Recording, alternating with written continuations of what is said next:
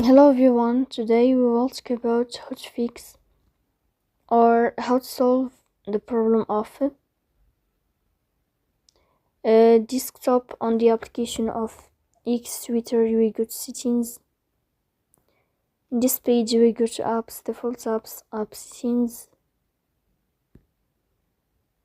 In this list we will go down, then we click on X Twitter as you see and you will enter.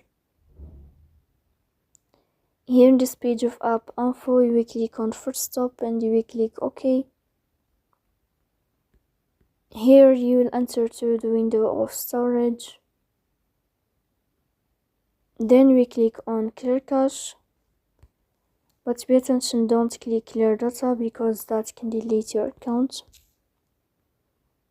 In the end you can turn off your Wi-Fi and you can turn on your Wi-Fi again to fix that problem. So